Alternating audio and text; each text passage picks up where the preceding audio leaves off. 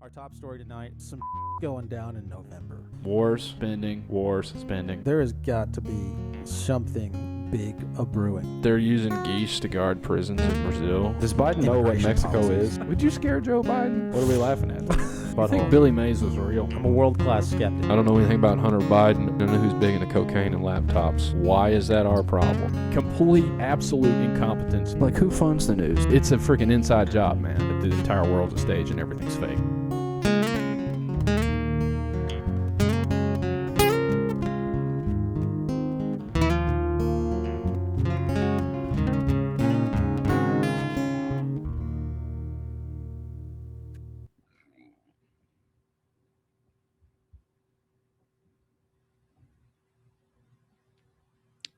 I think you might be muted, brother.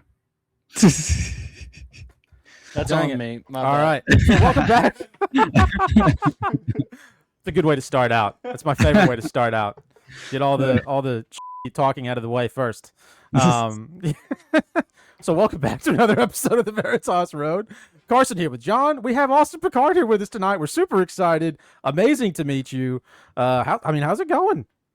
Man, all is well, guys. It just feels like it's always seemingly we're playing catch up in a way. And so no matter what the case may be, I feel like that's a part of the demoralization campaign at large, intending for us to, I don't know, kind of lose sight of what matters most. And that, yeah, so I'm just enduring the ongoing battle as you both, I would imagine, are experiencing as well.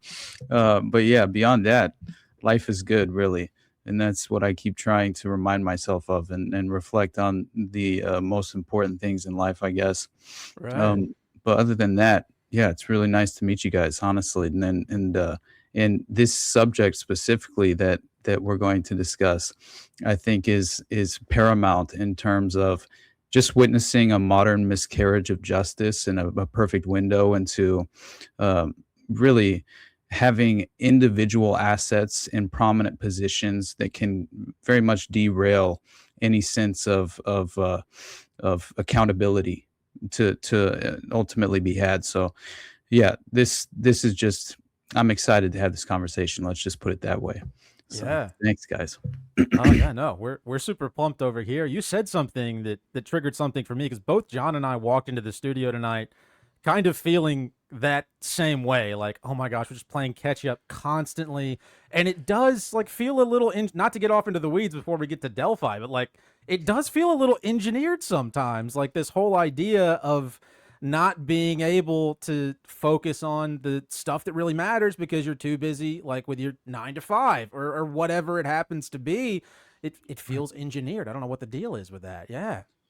Social engineering is the name of the game, in my opinion, and I feel like society has officially been just ultimately subverted ideologically, and just going back to, I always mention Yuri Bezmenov and the 1984 interview with G. Edward Griffin, where he illustrates just the strategy that is being implemented in this very I like to call it the mind war because of Michael Aquino's book with Paul Vallely called From PSYOP to Mind War, The Psychology of Victory. And I think I covered that actually in my Omar Mateen episode when I covered the Pulse nightclub shooting.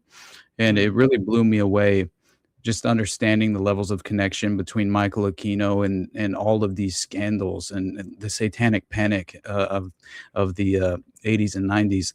And it's just realizing what a fundamental key prominent figure he was in really driving, helping facilitate the MKUltra operation being driven underground post church committee hearings and the public disclosure and alleged accountability, which obviously isn't truly what took place. If you study the church committee hearings and you peel back that the layers of that scandal and also just kind of peer behind the curtain, I guess would be a better way to put it, you realize that Frank Church was a priority target in a sexual blackmail operation by Alan Dulles and his all the individuals that he could rely upon in his small, really, I feel like Alan Dulles and his crew were far more vital in terms of MKUltra and essentially strategically establishing and I think in many ways entrenching the sophisticated methods of MKUltra over time, but utilizing child prostitutes for human honeypot operations. And Claudia Molen is a perfect example of this. So she claims that essentially she sexually blackmailed Frank Church during that exact same time in order to effectively compromise him during the church committee hearings. And so this is interesting to me because she also claims, she went on the record, I think in the 50s, I believe it was, she claimed that she was essentially trained early on when she was a young child victim.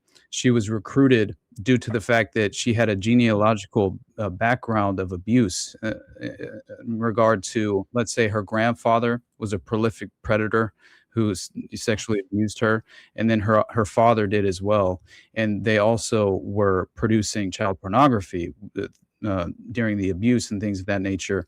And so they inevitably caught a charge and essentially were facing legitimate, just as far as criminal action and actually going to prison for a legitimate amount of time, and inevitably were given this ultimatum, right? An offer they couldn't refuse, I guess. And this happens so very often in terms of how they really, I think, recruit these valuable assets that they then later on hang out to dry because they're lower level in terms of the network itself.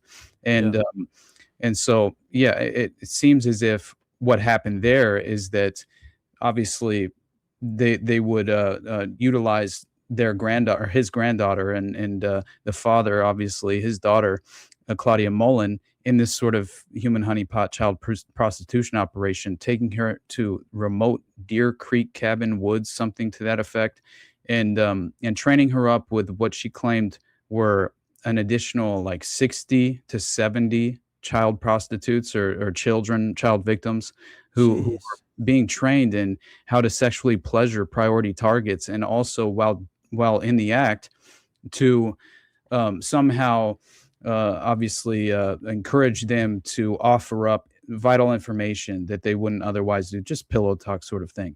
And this is the way of the world at this point, in my opinion. Pedophile occupied government is what I've been calling it. Jose and I That's a good, that's the correct term, it seems like.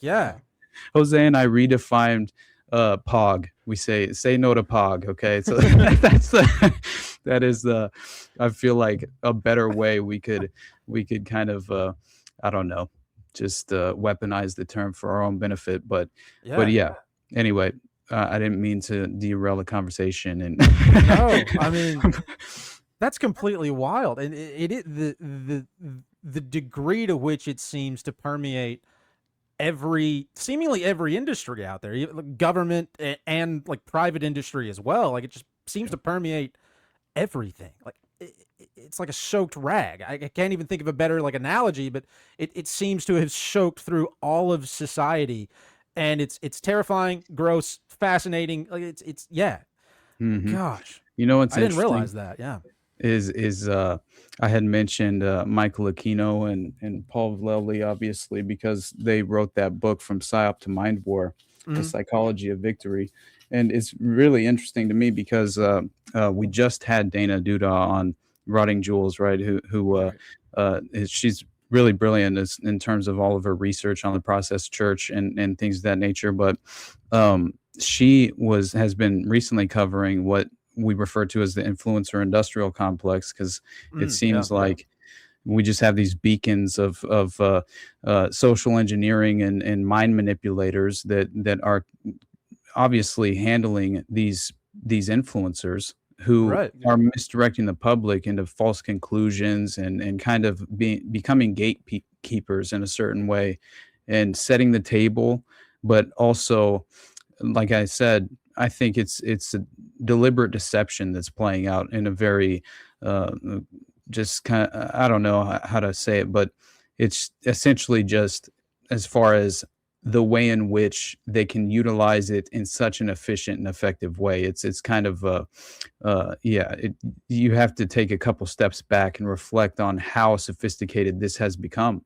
But what I found so interesting that she had kind of presented recently was this Michael Aquino connection to Paul Villeli as the co-author of the book Mind War, and he inevitably was an advisory council member of Turning Point USA. And so wow. we have the individual who helped legitimately co-author From PSYOP to Mind War with Michael Aquino, being a key member of the advisory board of Turning Point. It seems as if he helped write the playbook for mind manipulation and social engineering in modern day by utilizing false flags that they call in the book emotion arousing violent false flags to their benefit in order to, it seems as if it's all this interesting power play in a certain way to reinforce the current power paradigm in the minds of the public. And so I see because understanding Michael Aquino's relationship with Anton LaVey and the Church of Satan, and then having a disagreement, and then leaving the Church of Satan and starting the Temple of Set, and his wife Lilith Aquino, who becomes the high priestess of the order.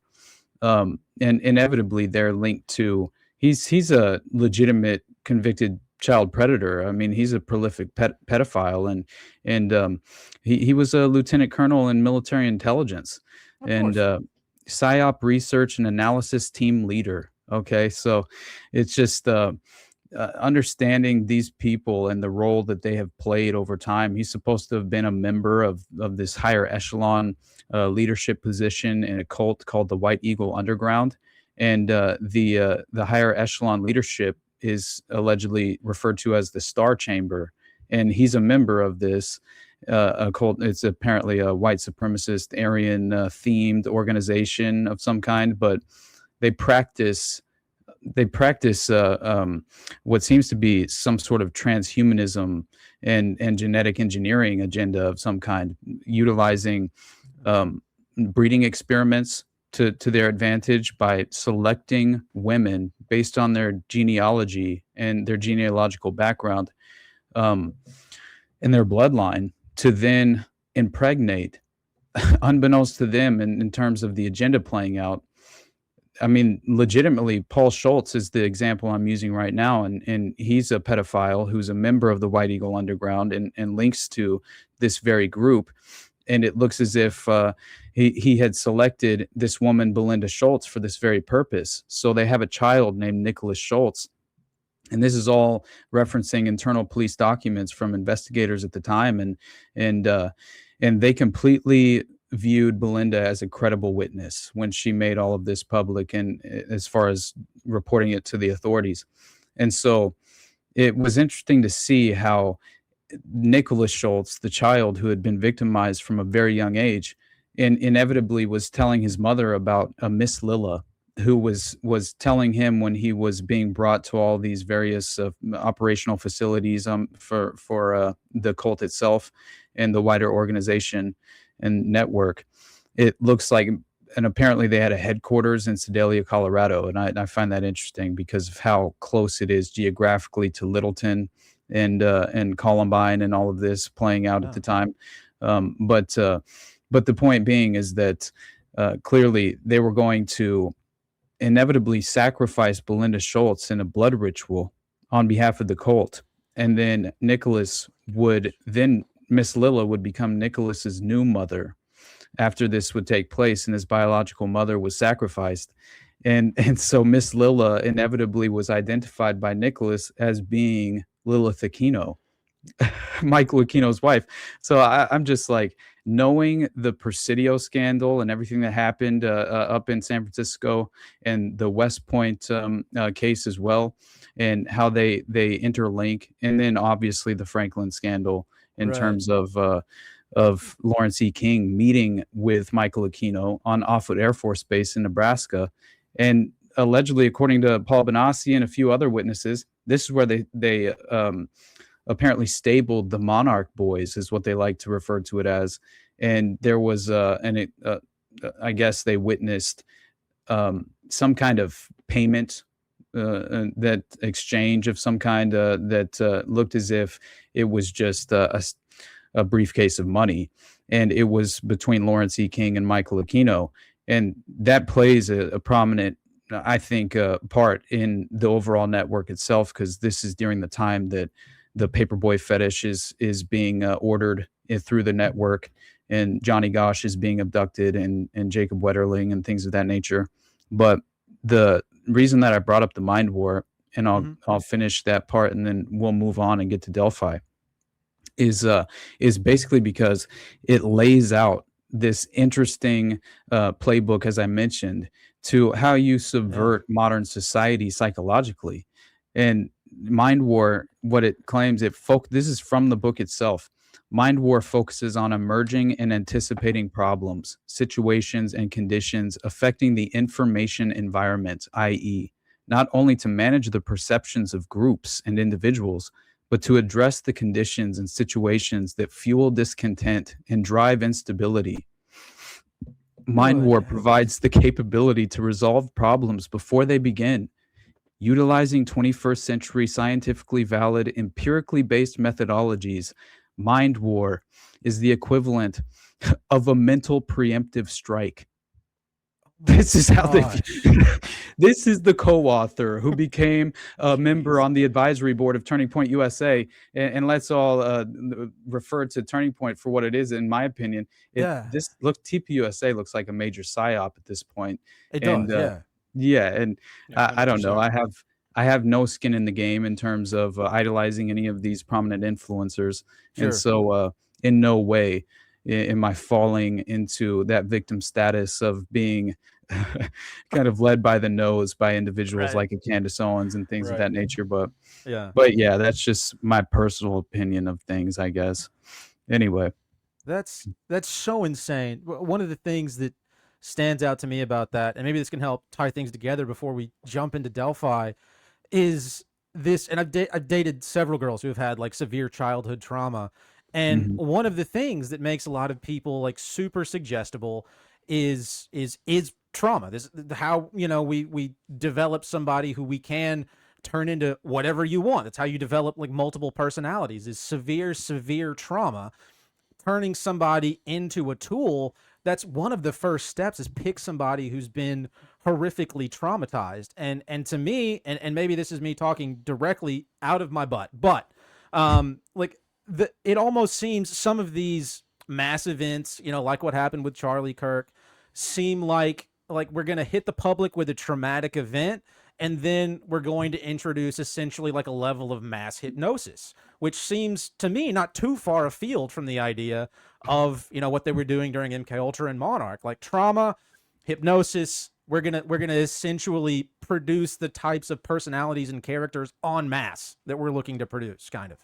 And it all seems to center around a lot of kids, weirdly enough, which is, you know, kind of ties us into a little bit of what was going on with Delphi. And I'll let you kind of go over that, but it is strange and creepy how all of this does seem to center around children. I don't know if that's because they're so much more, you know, suggestible than adults, because it's, you know, so much easier to split off, you know, personality wise, split off a child, or what if it's, you know, the spiritual nature of it all, you know, some of this weird, creepy sex magic they're doing out there. But so much of it seems to center around kids. It's so absolutely weird. Yeah, honestly, it's something that I really didn't understand as far as the level of the sophisticated methods in terms of the abuse and how they can implement this dissociative identity disorder from such a young age, and also how the networks operate. And you know, we're talking prenatal trauma. They'll have stables of victims they're abusing already and impregnating for that very purpose, and have undocumented children involved and things of that nature. I mean, just Epstein himself is a great example with the Zorro Ranch operation he was running, the genetic engineering component there. I think it was a stable of up to 30 women or something to that effect, I believe was the number. And so we never know how many of these predators. I would imagine there are many different, let's say, spawns of these prolific pedophiles that are probably running around domestically. But yeah, as far as Delphi specifically, it is, to me, it looks as if, one, clearly I believe this involved ancient runes and a blood sacrifice on behalf of a pagan ritual, a neo-pagan organization that is very much has a prominent footprint in Delphi itself, and Right. also seem to have infiltrated the prison system to a very large extent. But the murders themselves, it was Abigail Williams and Liberty German, and they were it was February 13th of 2017, I believe, is when it took place, and it was on the Monon High Bridge Trail when they disappeared, I believe the previous day before their bodies were discovered. And it gained significant media coverage from my memory, as far as internet sleuths also even being involved, and very much I felt like gaslit in the moment by the authorities themselves. Apparently creating a hotline because the case remained unsolved for over 5 years until Richard Allen became the key priority suspect. And we'll obviously get into that. But I think understanding the level of injustice playing out here and what has effectively happened to Richard Allen at the end of all of this, a maximum sentence, and not even being able to have his case be really defended in any vital sense. His defense attorneys were shackled, if even acting in good faith is on the table of just questioning if that were actually the case. Right. Is kind of how I feel. But yeah, it's an interesting thing for me personally, because I had really enjoyed that very first season of True Detective when I watched it. And it was interesting because it takes you into a dark place, obviously. And I'll never forget enduring that as an audience member. And there's one key episode that sticks with me, but it's I think what's so unsettling about that first season is how much of a reflection it truly is on modern society and the issues really plaguing the ethical framework and foundation. I've described it before as the inverted moral landscape, and it does feel like that's what we're residing currently in. And a reason why I think we've been referring to it as pedophile occupied government is because it felt to me very much like, just in terms of Epstein, okay, we'll put all of the individuals on the Epstein list who were prominently involved with him directly, in charge of Epstein disclosure and this false transparency. And I'll like never that makes sense, right? Yeah. yeah, let's never forget the binders, right? Oh my yeah. God. It just kills me, man. Those were amazing. Let's wave a binder around. We got the files, everybody. We got them. Yeah. It's solved. Meanwhile, we have like Cernovich and people who are friends with Alan Dershowitz, the vanguard and protector of pedophiles himself. Yeah, it's too much for me. He's like, I believe the snuff film advocate as well. From the 70s, he was advocating for snuff films, even debating. There was a Harvard debate, I think, that was hosted with Alan Dershowitz in the 70s, where he was arguing that it should be legal to present a snuff film at a theater publicly. Which is just like, my God, man. Okay. What But the hell? yeah, as long as it wasn't a domestic citizen, I think that was the only factor that he was using for a justification. If it were an international foreign citizen, then it was okay to view this snuff film. So yeah, that's the people that are being relied upon to spin the narrative regarding the Epstein scandal. But I don't know, with this case specifically, Delphi, it's the ritualized murder or blood sacrifice that this group specifically, I believe, requires the use of these ancient runes. And it seems like there is some sort of a belief legitimately in the magical elements of neo-paganism at a certain level. And whether it's just the symbolic references, or whether they truly do believe they're harnessing some sort of spiritual power from this ritual.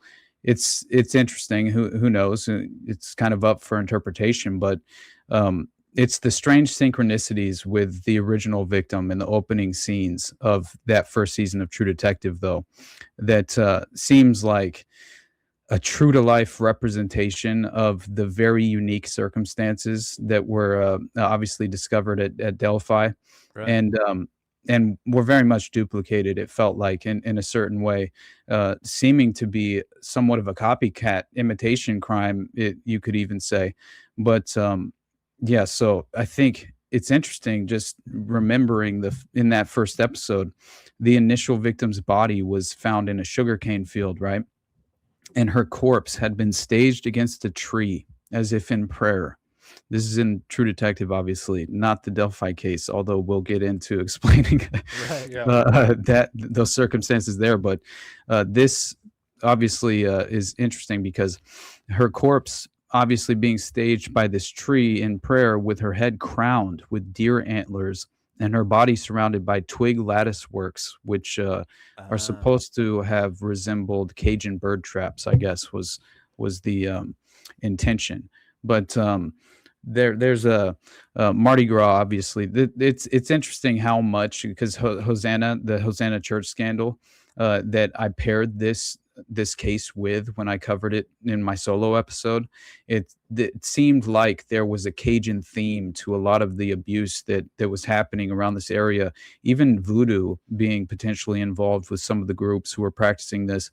And so it's not as, let's just say it's not as uncommon as people would imagine. And that's something that I'm trying to come to terms with personally, just as far as how much of the sinister abuse and the sadistic nature of these prominent individuals that still have yet to have been held accountable. It begins to at least shock you a little bit to your core. And but yeah, in the episode, there was if you remember, there was a triangular symbol that was like a cryptic symbol that had been a crooked spiral symbol that was carved into the back of the murder victim. That symbol I covered in my Pizzagate episode, in terms of the FBI internal documents that were made public through a FOIA, and it really outlined the pedophile code language that they use, the coded language and the strange symbols that they rely upon to, I guess, reflect their sexual proclivities or whatever the case may be. And so that symbol is used by pedophiles to indicate their preference in little boys. It's known as the little boy lover logo. And the reason is, I guess, if it's drawn with a firm hand, then you prefer older boys. But if it's drawn with this crooked spiral, and it's more like as if a child were creating the image, that is what the apparent reasoning behind it being this crooked spiral, indicating the little boys. So I always found that to be very discomforting, but also important to at least understand. Right. But anyway, so yeah, we have clearly shocking similarities to that staged crime scene in the first season of True Detective to that of the Delphi murders and Abby and Libby, just as far as how their bodies were discovered. And so we have them discovered near the Monon High Bridge Trail in Delphi, Indiana. As I mentioned before, it was February 13th, 2017. And this was there was, I think, the main media spotlight was given to the phone, right? Essentially, once that was made public, that short little clip that was made, very short. I can't recall the duration of time, but again, it seemed as if you heard the actual perpetrator walking up on the girls and saying "down the hill," essentially is what they were claiming. And I listened to it a few times.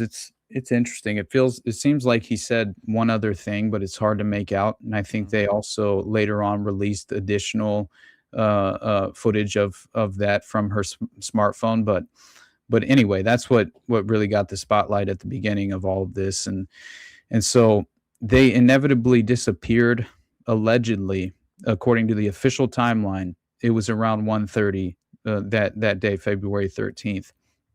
And they're reported missing, I believe. So they're hiking on the Monon High Bridge Trail near Deer Creek, or over Deer Creek, and this is at around 2:07, I guess, is when Liberty German posted this photo of Abby Williams walking the bridge, and this is they were never heard from after that moment, and so they're reported missing by around 5:30. And so this is after they failed to meet, I guess, Liberty's father at. They were supposed to meet him around 3:00. So the families, obviously, they initially started the search before notifying the authorities for quite a while, but yeah, so at least a few hours. But anyway, the bodies were discovered by the authorities on the north bank of Deer Creek. Police didn't release any details, obviously, at the beginning of all of this, and it took quite a while for them to begin to actually make any of the details public. And I think it wasn't until the Odinist files were documented in court did we actually gain a window into what potentially did happen at this crime scene and the occult connotations to obviously what they claimed were the Odinist signatures to that very crime scene. So I think that's interesting, clearly, especially understanding that you have, I think, a probable cause affidavit to in terms of Richard Allen by November of 2022, after a volunteer file clerk happened to discover an error, which to me was a red flag instantly. Okay. Yeah, right. Yeah, it just looks like you need a fall guy and you're looking for a patsy. So how can we manufacture that evidence? Right. And it very much feels as if that was at least at play potentially here. And so, yeah. You end up being a volunteer file clerk. Like, who's doing that on their Saturday afternoons, you know? Like, that's just such a ridiculous title to have, much less. Exactly. Yeah. But beyond that, I mean, you have Richard Allen apparently during the time the authorities were asking for tips from members of the community and things like that. Richard Allen had self-reported 3 days after the murders to have been on the trail, the Monon High Bridge Trail, on the day of the murders. And he even claimed that he saw Liberty and Abby briefly, and that he was actually, I think, checking the stock ticker on his phone is what he claimed he was doing whenever he ran across them.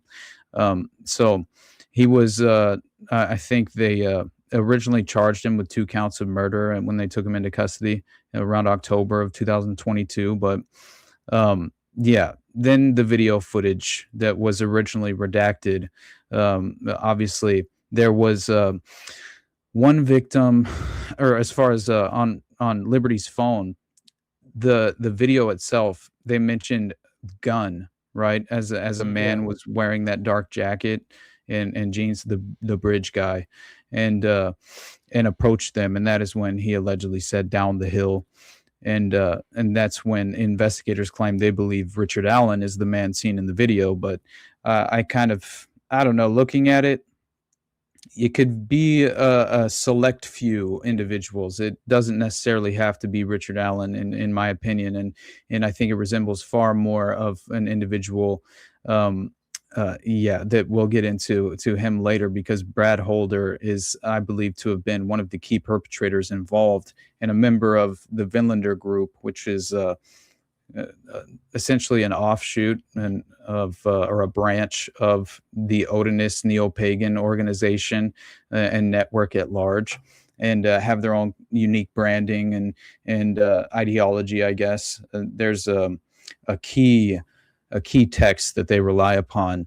I think it's called the Vinlander is the name of the book, and you can go back and look through it. It's very interesting. But But yeah, the another thing that I found interesting was that there was a 40 caliber unspent round less than 2 feet from one of the victims' bodies, but it was between the two victims, right? And it was apparently later determined that the round came from a gun owned by Richard Allen.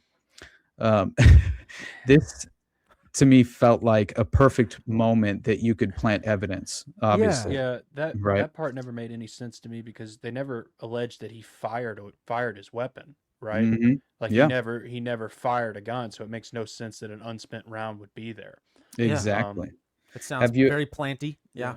Oh man! And by the way, I have a picture of when we get into Brad Holder.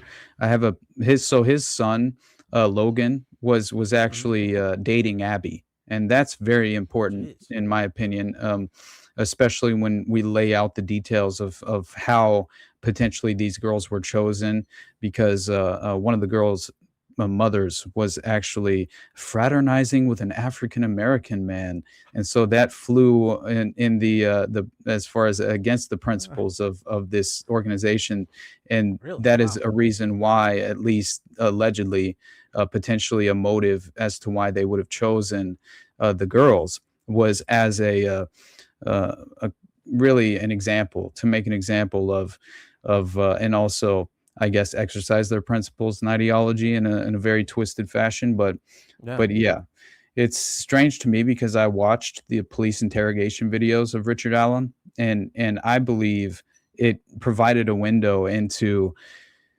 just imagine you're being questioned after you yourself provided a voluntary tip, Right.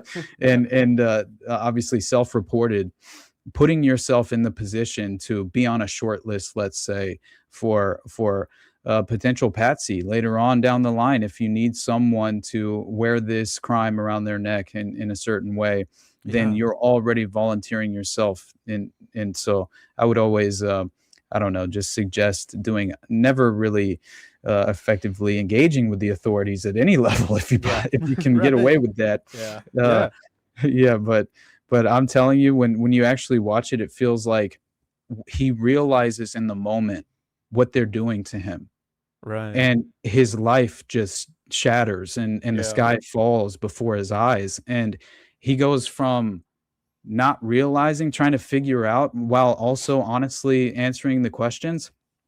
That's another thing. I feel like people don't understand that if you're being interrogated, they are inherently acting in bad faith. That's Right. just the Right. way it is. And so, as much as we would like to believe that we have principled individuals who are conducting these investigations, who would never just try to wrap up a case, and Right. prosecutors who don't have incentives to just get it off the docket and successfully wrap it up as well. I mean, there are inherent incentives within the system as it's currently structured to just make sure you have someone that can effectively be charged, and that in itself, I feel like provides us with fertile ground in terms of never really having a proper, I don't know, just opportunity to have your case heard in an honest and objective way. And beyond, if you don't have the money to hire a legitimate attorney, I mean, you're saddled with a public defender. Good luck. That Right. public defender is doing everything he can to compromise and undermine your ability to fight your case and defend yourself. That's just the fact of life. Yeah. But anyway, I did want to show you guys this though, because it's exactly what. Can I share this with you? Would you mind? Yeah. Go Go It's for for it. it. interesting. Awesome. So this you'll see, and obviously this is a woman who I don't even know her show or anything, but she's presenting a little bit of the interrogation video. I should have found it and spliced it and just removed it, but I did find it interesting because she the two spots that she kind of spotlights or highlights for the audience, I feel like are important to, at the very least, acknowledge. And then a break. Days after the murders, Libby had recorded a man on the bridge.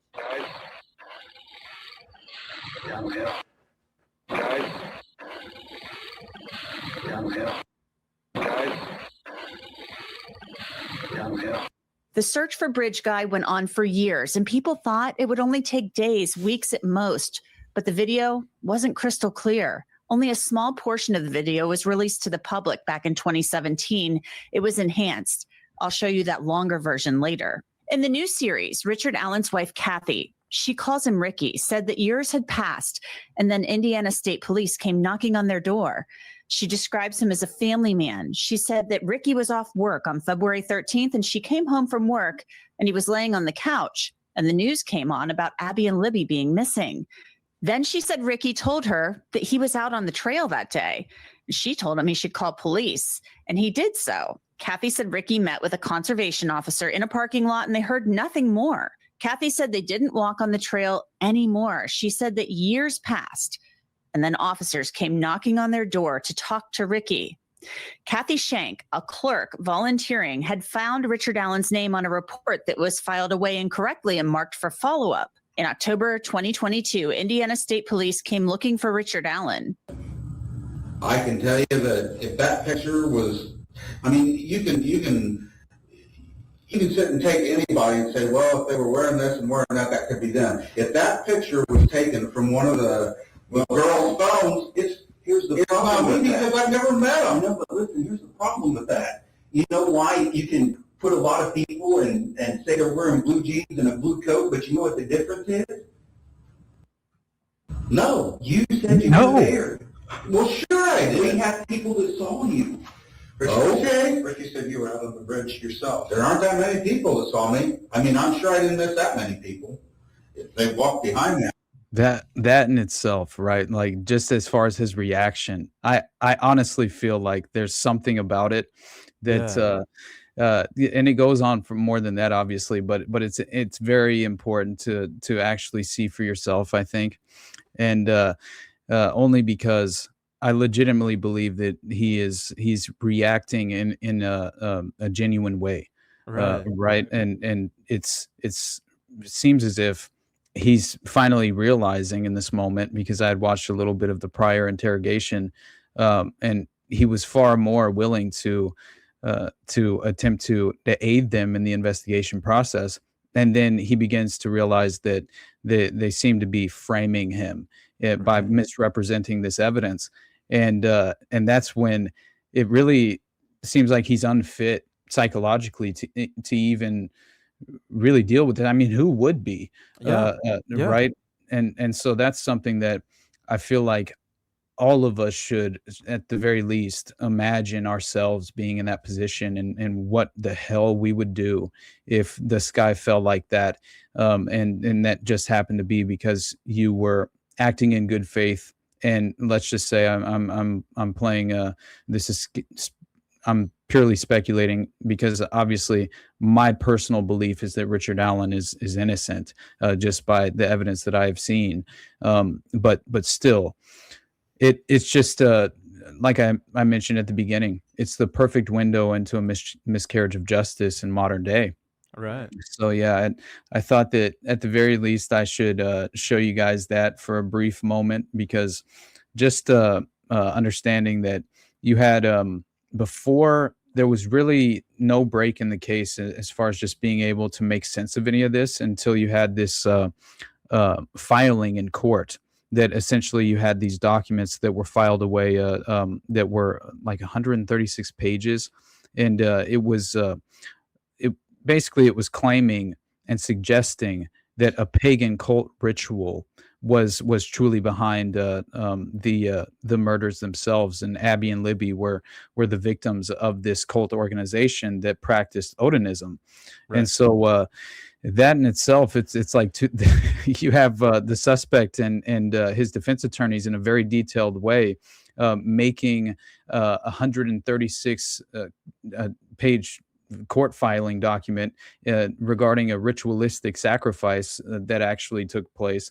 I felt instantly it appealed to me, and I had to dig further. And so I began to read through those documents. And by the end of it, I had become fully convinced that there's no way in hell that this was just made out of whole cloth, and they fabricated this entire story, and all the individual perpetrators who were named in the filing were innocent. There's no way you could come away from reading those documents with that perspective, in my opinion. And so yeah, it's so keep in mind you have what I believe to have been a planted round, 40 caliber round between the bodies to essentially just have some direct connection to that of Richard Allen. Right. Could very easily have been the case. Yeah, and it was a loose connection too, wasn't it? Because didn't they say they were able to like tie it because it was cycled through his gun? Yes, Was how they linked it to him. it's Which is exactly. like, I'm not really sure that's an exact forensics anyway. You know, that you can link a round just cycled through good because point. what he had, I think he had some SIG variant. Like Mhm. that's pretty sketchy. That is odd. Hell And yeah. then like one question, one thing I'm curious about is like why 5 years later? You know, because you said it was Mhm. 2022 when he came forward. Is it speculation here? But like, was he just a guy who was pricked to the heart all of a sudden and decided to go in, Well, or did he think he was making a actually- deal with somebody? No, I like think he came forward in 2017, right as it all happened. It was, Yeah, I okay. believe, 3 days or 4 days after the girls went missing. And Okay. so that was when the authorities were requesting anyone in the community who had any knowledge or had come across the girls just before their disappearance would come Okay. forward and give their, at the very least, provide some sort of perspective on what potentially could have happened. But at the same Right. time, it was 5 years later, based on what they claimed was a misfiling. And as they had mentioned in that video, it had allegedly been a misfiling, and it was supposed to be and filed as for a follow up, I guess, for the investigation to follow up on this just key evidence of some kind. But in reality, I feel like that was just saving face to somehow package this in a palatable way, Right. because it, like I said, 5 years passes. And they claim that the reason they weren't aware of this was because of the misfiling in the evidence locker. And that alone is, I'm very skeptical of that being reality, Yeah. because 5 years after the fact, as the wife Kathy mentioned, the feds are knocking at the door, and the investigators and authorities are knocking at the door, and now they're interrogating Richard, at first seemingly in good faith. And then very quickly it dissolves into what I just showed you, which was them misrepresenting the evidence and kind of backing him into a corner. And once he realized that, I felt like he had no ability to defend himself. And you Right. see the moment when his hope really shatters, and it's a sad thing to witness. But yeah, it seems like you have the prosecutors coming out during the trial, and they're stating both the girls had their throats cut, right? And this is when we're starting to get a picture into the crime scene itself and what effectively was discovered there. And so Williams, Abby, was found fully clothed, whereas Liberty German was discovered nude. This unspent 40 caliber bullet, allegedly from Allen's gun, was found between the bodies. Prosecutors claimed that Allen had admitted to the murders more than 60 times while incarcerated, confessing to his wife, his mother, family members, the prison warden, the psychologist who treated him in prison, other prison employees, and other inmates. Now, if you see a picture of before and after of Richard Allen going into custody and being legitimately detained and then incarcerated, Yeah. he becomes a shell of himself. He doesn't even look like the same person. And from all the allegations I've seen, it looked as if he was being abused while he was in prison. And Right. and that, while he was being held throughout the trial, it does seem like not only do I have evidence of Odinism, who wore loyalty patches to the group itself on their prison guard uniforms, who were actually present when he was meeting with his defense attorneys, which was supposed to have been, attorney-client privilege at a certain Right. level when you're dealing with a major criminal trial. That wasn't the case, and it wasn't until one of the defense attorneys made it public and exposed those Odinism patches uh, reflecting their loyalty to the Vinlander group in the neo-pagan organization, then all of a sudden, conveniently, the patches were removed and never seen again. But Of course. yeah, Yeah. that's a coincidence as well, guys. Right? Yeah. Like, it's That's just happening crazy. all the time. Yeah. It's normal. crazy. But so I think the reason that I say that is because I believe it's almost the enhanced interrogation techniques, right, from Abu Yeah. Ghraib, right? Like let's waterboard you and see what you confess to. Right. I think anyone will confess to anything if they're in the bad enough position, let's just say, Yeah. and that's terrifying and tragic, but yeah. So then you have confessions that were made in person, over the phone, and in writing, allegedly. But prosecutors were telling the jury at the time that Alan was the bridge guy, obviously, after only showing them this digitally enhanced 43-second version of the cell phone video. And so you had one police trooper, I think a master trooper, who had listened to more than 700 of Richard Allen's prison phone calls. And they then testified that the voice of the bridge guy is the voice of Richard Allen. So that was all they really needed as far as the justification to go forward with that criminal allegation. But so then the jury, which had been sequestered during the trial as well, they began deliberations. I believe it was on November, sometime around November in 2024. And then he was inevitably convicted on all counts. And I think he was given the maximum sentence of 130 years in prison. And if I remember correctly, because I was reading through whenever he was sentenced, I was reading through the files and what had happened in court that day. Oh my God, Jesus, sorry. And when I went on NDS, this video kept popping up every time I went to a local Indiana news publication that was pretty reliable because they reported on this case, very actively. Yeah. But my God, they're terrible with video. It's so annoying. So hopefully that doesn't happen again. But yeah. So what I thought was interesting was that pretty much you had the judge just using him as a really a punching bag in a certain way. Right. And it was, I think the way that she put it was, and this was another thing I felt worthwhile in noting, was that during the pretrial hearings, it was Francis Gohl, I believe was the name of the judge. And Judge Gohl, I believe, was fully compromised and was acting in bad faith. But they ruled that Allen's defense team, Francis Gohl, the judge, ruled that Allen's defense team could not present third-party suspects or alternate theories about the murders, including that the girls were killed as part of a pagan ritual. So that's his entire defense, and if he's barred from being able to actually defend himself in that way, then yeah, obviously that's worthwhile and understanding.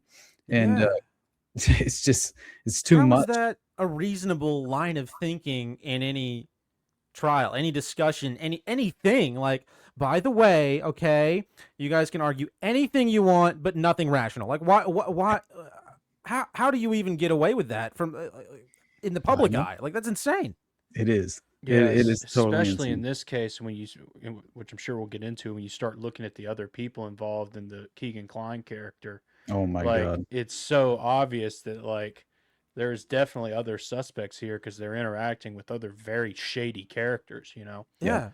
Absolutely. Like saying you can argue anything you want about the door being busted down, but it could not have been a 280-pound linebacker. It couldn't have been. You can't talk about that. Yeah. But anything else you want to say about the door being broken down is fair game. It's so weird. Exactly. Yeah, and she really, kind of beat him down in terms of just the moral tongue lashing that he was given in court. It was kind of sickening. But the other part I wanted to mention was that you had the county prosecutor, Carroll County, I believe, was the prosecutor. Nick McClelland was his name, and he asked the judge to seal the autopsy and crime scene photos, which were a major part, obviously, of the hearing itself. And Right. And so the families of Abby and Libby, they even lashed out against the defense team for claiming that they acted out recklessly by allowing those photos to be leaked online. And what they claimed was that it caused tremendous harm to the family, when all you would think is that they would want full disclosure. They would want this to be openly investigated. I mean, I don't know. I'm not trying to speak for others. I'm not obviously there's a world where I can imagine that certain people would react that way. But at the same time, it's very difficult. And Dana just, I had mentioned she came on. She had also talked to me. Well, we discussed Delphi at the end of the show, but then privately we were talking as well. And basically, it's just interesting because it seems like the family could very much have been some sort of, at least potentially involved with this as well. And if that's the case, and I do believe that you have generational abuse that occurs, Right. then you never know. And so I won't rule it out, but I also haven't done that dive myself to connect those dots to the families to make those allegations personally. But I will say Dana seems to be a credible source. So I took her words very seriously and felt like that was also something that might as well be said. But yeah, it was, so you have the autopsy photos that they tried to originally keep from ever going public, which, yeah, I mean, it kind of reveals itself in a way, what they're trying to withhold. Yeah. Red flags all around. But Frances Gold told Richard Allen when she sentenced him, giving him the maximum 130-year sentence, "You rank right up there with the most hideous crimes she's presided over in 27 years. Gold told the court there was a generational impact on the families of the two girls. Yeah, that's true. But Right. you know, it's like, okay, he's going away for 130 years. Like, ease up. Right. Yeah. Holy She's especially if he's innocent. Like, what a terrible thing to say to a human being. Exactly. And then these families will deal with your carnage forever, Goal said when looking directly at Allen. Quote, "You sit there and continue to just roll your eyes at me." Oh my gosh. Yeah. So I feel scolded right now hearing about somebody saying it to someone else. exactly, tongue lashing. But yeah, so he was found guilty. The jury found him guilty on 4 murder charges, 2 for each of the girls, and apparently under Indiana state law, an individual can only be sentenced for murdering another individual once. So counts 1 and 2 were dismissed by the judge, and he was sentenced on counts 3 and 4. So that was the way in which they went about really just ending this man's life. But but yeah, 130 years in prison, man.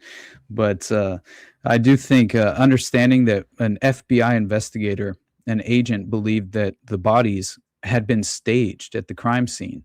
And that was one of the first things that I discovered when I first looked into this. It's one of the first things they said too, like not too long after it happened. It's like, hey, there were a bunch of like signs and stagings at the crime scene. So it's like, when you think of how it like ended up, because it's like I kind of followed this when it started and then like just kind of dropped it. And when you think of how it ended up, they just kind of blamed him and dropped that entire angle. It kind of blows my mind. Because that was literally like 3 days, I think, like after it happened. That was one of the first things they said, that it looks very clear that this crime scene was set up in a particular way. Exactly. And by the way, I discovered it didn't take long at all to track down exactly where it was as well. It's like 1.5 miles from the Monon High Bridge Trail where the girls' bodies were discovered, happens to be a private Freemasonic cemetery. Oh. Which very much plays into the initiation just following the murder of Libby and Abby, where Brad Holder was allegedly what do they call it when you're actually you ascend in the ranks of the Freemasonic order in the local chapter, let's say. So he achieved a higher rank just after this ritual took place. Do you guys mind if I run to the bathroom real quick? Yeah, I'll be right back. Dude. Awesome. Thank you. That sounds like a fraternity hazing, right? Like you're about to get jumped into the frat.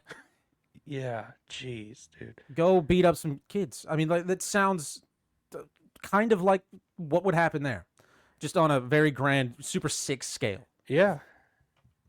Yeah, it That's makes you so wonder. wild. It makes you wonder what that actually is conditioning people for. What do you mean? Frat hazings. Oh, yeah, it's a good point, John. Yeah. Well, I mean, I think like a big part of a lot of that is just training you to comply with like perceived authority and to comply with like social conditioning, because that's 99% of Yeah. what like frat culture is responding to authority and responding to social pressure. Like that's all frats. We had a guy at work who just got hazed into his frat. He's like, yeah, brother, man, I've got yeah, and I was like, congratulations. Also, I'm sorry. Like, I'm very sorry for whatever happened to you. I'm sorry about your butthole. I'm sorry about whatever happened to you. Like, it must have been terrible. But I mean, yeah, it's especially with I didn't realize it was on the property of like a Masonic grave site. Yeah, I didn't either. That blows my mind. That is outrageous. Also, my mic is falling apart. Sorry, folks. John, talk about stuff while I fix this. I'm kind of laughing at that because we bought that to be a sturdy mic. Yeah. What'd you do to it? I up. That's what I did. Okay. Yeah. Jeez. Yeah. Well, while we're waiting for him to come back, we'll do a quick bit of shameless plugs. Yeah. Is go and check out our new Twitter since our old one got banned. Yeah, please do, folks. At Veritas Road Pod. And give us a follow on YouTube and Rumble. And also like this stream and share it to all the people while Carson fixes his mic. There you go. All right. Thanks, guys. Yeah. But yeah, so, and remind me if we end up, because we are already an hour in, I figure if we end up doing a part 2, I have to tell you guys about let's just say the origin of Project Monarch. And because we had talked about Michael Aquino, and I can't believe what John DeCamp claimed, the senator from Nebraska who wrote one of the books on the Franklin scandal, which I do value very much. He's an interesting character, but he's made a lot of very vital allegations that seem to have been reinforced by legitimate evidentiary claims as well. And just as far as like reinforcing the credibility of the allegations. So I do trust a lot of what John DeCamp has presented over time, but you never know. Because as it is, once CIA, always CIA, or once a spook, always a spook in a sort of sense. So you have to be careful, I guess, a Ted Gunderson kind of element there where it's like, yeah, well, I appreciate certain things that Ted did, but does Ted glow like the sun? Because I very much feel like he does in certain ways. But yeah, so it's always you're playing this balancing act, I think, and trying to discern for yourself the credibility of certain people. But I just watched that documentary. I've started looking at the Franklin scandal like this past week, and dude, what they did, especially to the witnesses, is some of the darkest that I have ever seen. Yep, my goodness, it blew my mind. Mm-hmm. The Finders is, I think, perfectly on par. I really don't make a whole, as far as just the distinction between the networks. It's difficult for me, as I kind of believe it's much more of an umbrella effect that's playing out, and there is a very well established pedophile underworld that most people would not be able to identify without having prior knowledge of a lot of these various cases and how they overlap so directly.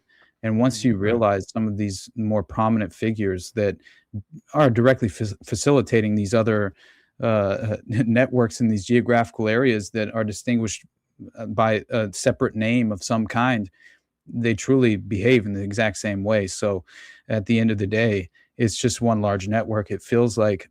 But it's easier to say it that way, I guess. And I would try to resist looking at things in a more black and white, naive fashion, but at the same time.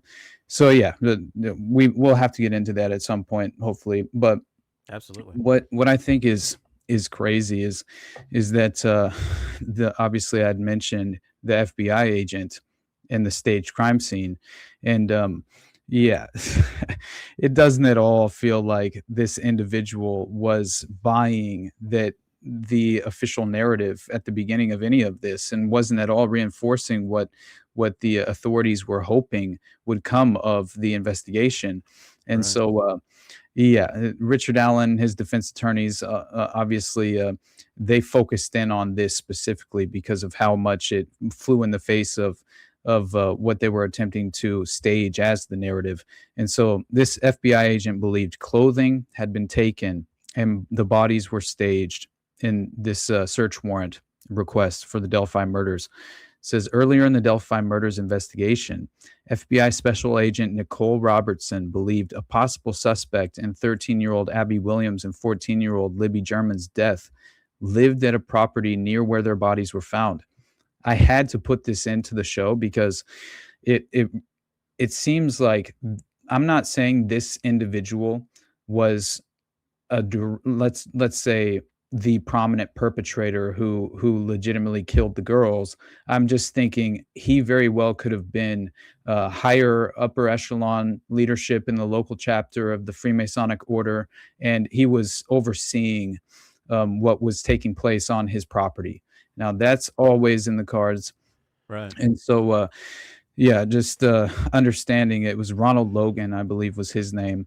Yeah. And he was originally, I think he died also throughout the course of the investigation. He died in 2021, I think. Mm-hmm. I think. And I mean, he had been, I remember now. It was, I think it was 2020 actually, but it was right around then.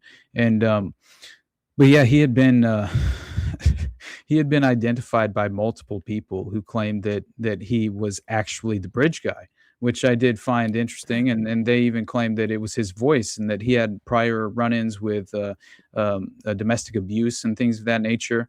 And his alibi was really shaky, I believe. The statements that he made about they were essentially deemed to have been factually false by the agent who interrogated him and received the statements from Logan. So it looks as if that fell apart almost immediately.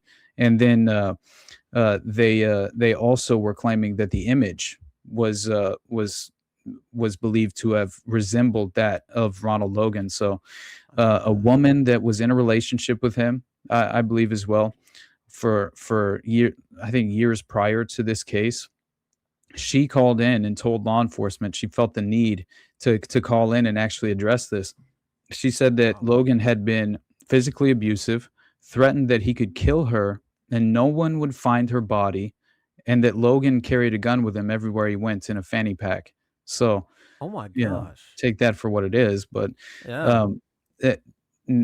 actually, comparing that to what who I believe to be the key perpetrators, who were members of the Vinlander group and part of the Odinist network, it would make sense because it seems like they have police protection and prominent figures in the community that would probably run defense on their behalf. And that's so again, you see their confidence. It seems their overconfidence in not being held accountable. Right. Yeah. So that reminds me of the Dutroux affair every time, because I mean, you have Marc Dutroux from Belgium, who's the beast of Belgium, who I believe to have actually been Michel Nihoul. But either way, Dutroux, the claim was he had police protection whenever they were engaging in the abductions for the kidnapping operation for the child sex network. And that alone just goes to show how infiltrated a lot of these sinister predators. I mean, what would you naturally do if you wanted to abuse people? You would flock to a position of power where you could somehow overexpose yourself to an avenue of opportunity to be alone with children. And that's what Nick Bryant, who wrote the Franklin scandal, that's what he said. And I really hold him as such a valuable individual in the current moment, because man, he's been just chasing Lawrence E. King all around the domestic U.S. ever since the Franklin scandal, reporting on his whereabouts and what he's next trying to get involved with, which at one point he was trying to basically accept a role in the Washington Redskins. At the time was still the football team name. Oh my God. He was going to actually accept a role within the franchise of the leadership of the Washington Redskins. And so And yeah, and again, he was already trying to associate and affiliate himself with child care organizations in the area as well. And that was something that I read Nick Bryant report about, or no, I think he just posted on Twitter about linking to an article about the New Orleans Saints and how they have apparently a track record of fraternizing with criminal pedophiles and potentially members of the Catholic clergy who are very much involved in child sex trafficking, who are being who are involved with the New Orleans Saints organization as a franchise, and them effectively running defense on behalf of some criminal charges and cases in the area at the time, which was very interesting, especially understanding like Bounty Gates and all the strange things that happened with the Saints over the course of time. Like I think Sean Payton was, while he was the coach there, they were abusing opiates and just distributing the opiates to the players and the staff. And this is all while Bounty Gates taking place. So Sean Payton and the staff are obviously telling the players to individually target other players to injure them.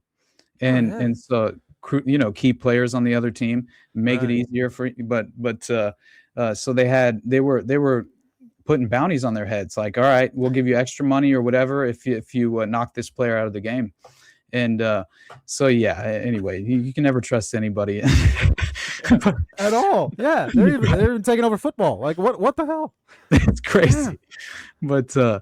But yeah, so I did think it was interesting that you had this woman, this female, reporting on Logan and Ronald Logan and claiming that he had been violent and saying those things. But yeah, now we come to old Keegan Kline, right? The Anthony Shots himself, which I feel like provides us with a window into how a modern procurement operation on behalf of a pedophile network.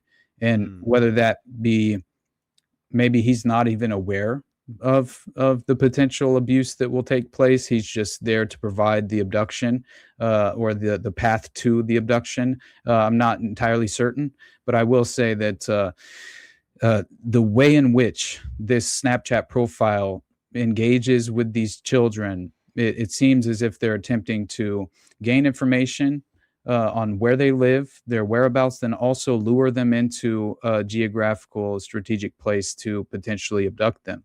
That's what it looked like to me.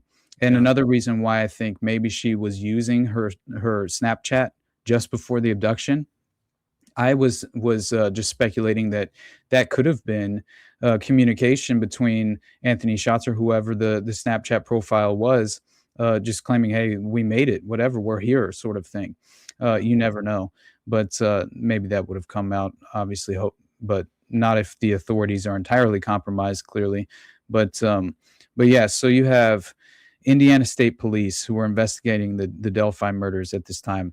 They asked for help, right, from anyone who had contact with Anthony Shots' profile account on Snapchat. And so this account was used on Snapchat and Instagram, among a few other social media platforms between 2016 and 2017. And it's also important to mention that only minutes before Libby's captured, as I mentioned before, the video of this man known as the Bridge Guy, she had posted a picture of her best friend on Snapchat as they walked along the Monon High Bridge Trail. So that's what I was thinking. Okay, hey, we're here. Yeah. The way Snapchat tracks where you are all the time. Yeah. Exactly. So then you have state police claiming that the person behind this account used photos of a male model and portrayed himself as being extremely wealthy and owning numerous sports cars. He looked like a Justin Bieber wannabe sort of, that was really the way the pictures come across, but also living this life of luxury, which would potentially be appealing to a young girl, I would imagine. Right. And so anyway, then you have the investigators claiming the person used the profile to communicate with underage girls to solicit nude images, and they were requesting for anyone to get their address apparently as well when they were engaging with them. So they were trying to meet up with them and get their address. And so exactly what my worst fear whenever I stumbled upon this. It felt like it was almost fully reinforced. But so then you have the police identifying the male model that was used in the photos on the account, and they claim the man is not the person of interest in the Delphi case, but I believe I don't want to keep mentioning Dana, but she just told me something about this last night as well in regard to the male model actually inevitably later on becoming, I think he was actually convicted of some kind of underage sex crime. I'm not entirely certain, but I forget what exactly he potentially did, but he definitely engaged in some sort of underhanded criminal action. So it doesn't look as if he's entirely, I don't know, just innocent or absolved of guilt. But yeah, so and man, when you actually watch the Anthony shots, just as far as like his pictured, if you look at the guy, the Keegan Kline, who obviously becomes the key perpetrator behind the account. Mm-hmm. My God, he just screams. It's like the Jimmy Savile effect is how I describe it. It just he screams pedophile. It's crazy, honestly. But yeah, so I was gonna try and find the actual news report on it, but it is very interesting, but it'll take me too long. It'll probably take me a little too long. But anyway, at some point I'll have to show you guys, because there is a crazy clip of them basically exposing Keegan Kline and the Snapchat profile. But then you also have apparently an unrelated case where this other girl had provided her address to this very same account, and then a masked man showed up outside her window that night attempting to break in. And so it does seem like this was a path to procuring children in some kind of operation or trafficking operation. But yeah, so it's very strange, because Kline was later on charged with a ridiculous amount of child pornography. I think it was 30 charges of child pornography and exploitation that he was charged with for over a year and a half. I think he was held in Miami County Jail before he was actually handed down those charges. But anyway, so he was he had apparently, and he even admitted to this in court, he admitted to creating the Anthony Shots profile to communicate with underage girls and receive sexually explicit images. But that's all that he actually admitted to. So we didn't actually get any more, credible evidence into what potentially. I just think it doesn't end there as far as the overall enterprise and the scope of that very enterprise. But yeah, so why would you admit to all of it if you can get away with just saying, exactly. And so they questioned him during that time, obviously, and so Kline in the interview was being questioned about another school-aged girl that gave her address to Anthony Shots just days after the Delphi murders. And Kline knew the girl's family from Galveston, Indiana. So the police investigator told Kline she comes home from school, sees this guy with a ski mask looking in her bedroom window directly after giving this address to Anthony Shots. As a matter of fact, that's the incident that started everything else last time. That's how everything started last time, was that incident. This is what the police investigator tells him, because he had been obviously charged with this prior case of 30 charges of child pornography. So he's being grilled and interviewed and interrogated on all of these additional allegedly unrelated cases that are happening at the exact same time that the Delphi murders took place. So yeah, but whenever you see that, and then obviously Keegan Kline, his response was ridiculous. He's like, "That's crazy."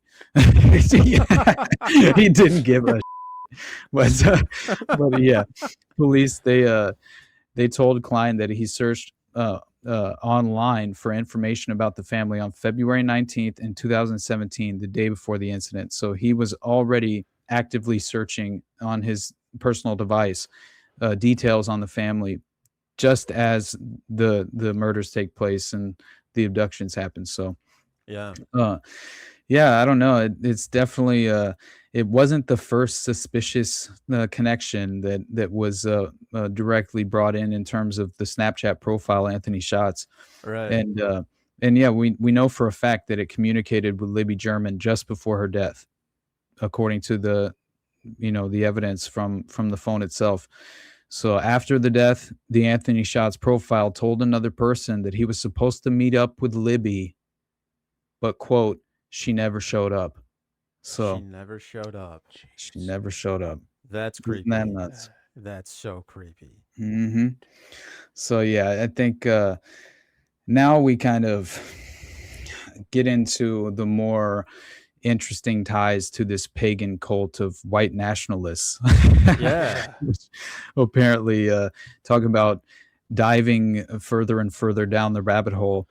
And it does feel like it's the most extraordinary thread of evidence that almost presents us with a smoking gun of some kind.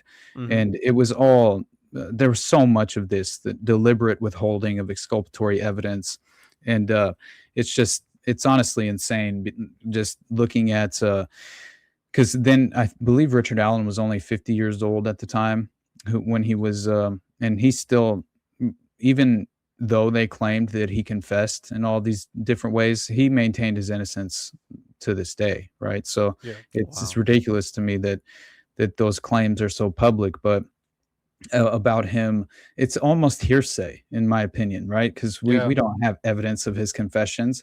Right. We have the authorities claiming and the prosecution telling the jury that happened.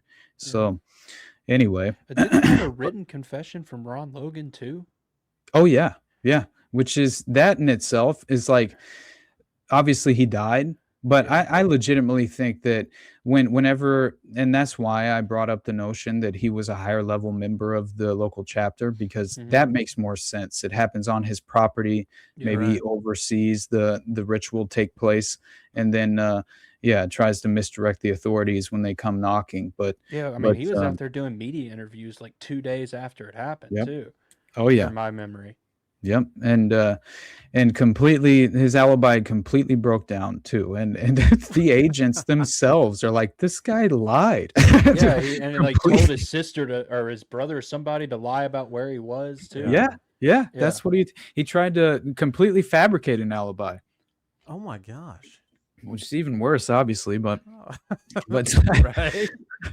But anyway, so we have Richard Allen himself claiming through the Odinist defense that was never allowed to be brought forward in court that this is the reason why he maintains his innocence, allegedly, and that these murders were actually carried out by a pagan cult hijacked by white nationalists. That's what he claimed. So members of a pagan Norse religion called Odinism, hijacked by white nationalists, ritualistically sacrificed Abigail Williams and Liberty German. This is what his attorneys wrote in the documents. Allen's attorney said the possible Odinism signatures were left behind by the killers at the crime scene, with the victims' bodies staged by trees with branches and sticks laid across their bodies in the shape of pagan symbols. So all of this is effectively withheld, and it's exculpatory evidence, obviously, and it was deliberately withheld. And so you have the murders of Libby and Abby never being publicly linked to Odinism until this moment, and even then, obviously they did their best in managing the outcome of the exposure of this line of defense. So you had and obviously you had according to Allen's attorneys, law enforcement officials explored the cult's possible involvement early on in the investigation, as far back as February 2018. So there's a 136-page memorandum that was filed that I had mentioned earlier and submitted to court in September of 2023. This is when in the memorandum, you have overwhelming evidence in the case supporting members of a pagan Norse religion called Odinism, hijacked by white nationalists, ritualistically sacrificed the girls. Then this is the line of order. I find it very interesting. There's like 8 key lines of order in the memorandum that are priorities. The second being very early on, those in charge of the Delphi murder investigation claimed that they consulted with a Purdue professor concerning what resembled possible Odinism signatures left behind at the crime scene. So after this Purdue professor proclaimed, and this is according to a state trooper named Jerry Holman, that it was not Odinism or any type of cult worshiping or any type of group that would have conducted the crime, the Odinism angle was entirely essentially abandoned. So as of September of 2023, the leaders of the Delphi investigation team claimed that they can't identify who this purported professor was, have provided no reports from this purported professor, and have further indicated they have never been able to figure out who this professor is. So it just looks like they made this guy up. They would have had to. Yeah, there's no more willing populace than professors to say, "Oh my gosh, it was me. I said it. I said it. Look at me." Like, it's perfect. Yeah. I mean, in every all the way. media attention, he would have been out there on his own telling people he was the one who gave that information. That's wild. Exactly. And man, things take a very diabolical turn, I would say, as far as the task force that was created in order to deliberately trace back the connections that they believed were signatures to the crime scene of Odinism in the crime scene, obviously. And so, yeah, you have, again, this professor just being manufactured out of whole cloth is one of my favorite parts of the story. Yeah. I didn't know that. That's wild. It just appears out of nowhere. That's great. Mm-hmm. So then you have beyond the abandonment of this Odinite angle, you have years passing by, 2018 to 2022, and thankfully during those passing years we have 3 individuals of prominence that are worth noting that I believe to have been very much, let's just say, they seem to have their integrity intact. All right, and refuse to turn a blind eye in regard to pursuing justice in an objective way and seriously considering these Odinist ties. Yeah, and they come in the form of law enforcement officers Kevin Murphy, Greg Ferenczi, and Todd Click, who I believe they continued to legitimately pursue the truth no matter the consequences, and they ultimately endured some very unfortunate consequences, and Greg Ferenczi obviously being the one who endured the ultimate fate. But it was because of their curiosity and efforts in the investigation that we even have the evidence that establishes the names of who I believe to have been the perpetrators and the likely murdering members of this Odinite cult. And so I think all of this was understood to the leadership by February 2018, no later than. I truly do. And so talk about withholding exculpatory evidence and then manufacturing a patsy. But so, and it was, I mean, you could chalk it up to incompetence, I guess, which is what the defense was suggesting, due to either incompetence or a concerned intentionality. That I loved that phrase that they used, a concerned intentionality. Wow. Those in charge of the investigation refused to arrest or even properly investigate these obvious suspects. Concerned intentionality. That's a turn of phrase right there. Yeah, definitely. Damn. So by May of 2023, by way of prosecutor Nick McClelland, you have apparently a letter being received from former Rushville Assistant Police Chief Todd Click, who has now been forced into retirement and is also enduring quite the scandalous criminal trial, essentially, at the end of the day, which is absolutely assassinating his character.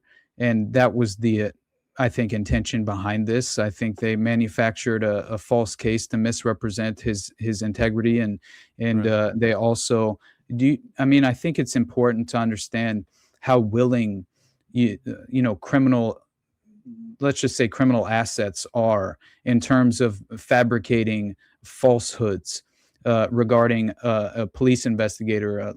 maybe even one that put you away prior to this. So Right. you have a further incentive to compromise him or undermine him. And if you're given the opportunity, of course you would. And essentially being provided with the notion that if you play along with this, you get out early. We take it easy on you, and you'll get maybe what's it called? You'll get an early hearing for I can't remember what it's called Parole, right maybe? What is now. Yeah, that? parole. Thank you. Damn it, it was escaping me for some reason. But yeah, we'll get you an early parole hearing or something to that effect if Yeah. you play along with this, and or even just throw out a criminal case. You get caught up on a drug charge or something, and or whatever the case may be, and yeah, many people would take them up on that opportunity, I would have to imagine. So I just figure that's something to just consider, obviously. But Right. anyway, so yeah, you have the finger being pointed directly at Richard Allen, but this is far less compelling, in my opinion, after you read through this letter that Todd Click, after now being forced into retirement, but he stated Click, Murphy, and Ferenczi they were obviously the three law enforcement officers who worked on the Delphi murder case, but were particularly focused on the Odinite angle as it intersected with suspects in Rushville, Indiana. And this is where I believe we get the direct names of the perpetrators who were involved with the murders. And especially when I read through Richard Allen's probable cause affidavit, because Click became concerned that the information contained in this affidavit pointing the finger at Richard Allen, he said, was far less compelling, as I mentioned, than the totality of the information that Detective Ferenczi, Detective Murphy, and Officer Click had accumulated during the Rushville portion of their investigation. So the information that Murphy, Ferenczi, and Click had gathered during this investigation connected men who practiced Odinism in Delphi with another group of men who lived in Rushville, and then connected both groups to the murders directly. So Click was concerned that for some reason, the leadership of the investigative team had failed to share with Prosecutor McClelland the evidence gathered by the three officers who were investigating the Odinite angle. So this is when you have a Click himself seeking out an attorney to assist him in the drafting of this letter to McClelland, who was the prosecutor, right, who I believe was acting in bad faith, and that becomes very clear later on, because this letter was sent directly to him, and the letter was not at all provided to the defense until after it was obvious from the last round of depositions that the defense, who had doggedly pursued witnesses as far away as Georgia, would certainly be talking to Todd Click. So until they actually knew for a fact that they would be forced, their hand would be forced to expose this letter publicly because the investigators were going to actually talk with Todd Click, then obviously, right, this is just amazing to me that it took that for Prosecutor McClelland to actually expose the letter that Click had sent him, right, in regard to the Odinist ties here. So, yeah, I believe that's another great example as to how he was acting in bad faith as the prosecutor. But anyway, so he had this letter in his possession for almost 4 months before turning it over to the defense. And that is, yeah, I mean, it's not at all typical or status quo, but right. So they're, and the way the defense put it, I think is very important, because they essentially claim that there's no way we can mistake that this letter is anything but exculpatory in nature, and could have been used by the defense as it prepared for upcoming depositions. But they also, refused to. It was McClelland who only offered up the letter after it was obvious that the defense team would soon be learning of the letter's existence. So the defense team, in other words, what they're saying is that the defense team would obviously be meeting with Click or deposing Click. And so that would be happening within the next few weeks. And therefore, they would have to make this public. There was no way around it.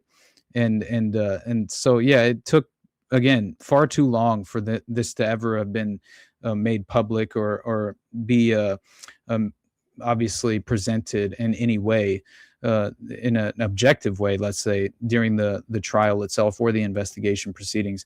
So preliminary hearings were entirely compromised. So then you have... How incompetent was his defense team for like not making a bigger issue out of that? Now, I think that if he even had or at one... least like they were definitely railroading him. You could have easily made a bigger issue out of that. I think if anything, he had maybe one attorney that wasn't entirely on the take in this context, is what it seems like, and even that might be an overstatement.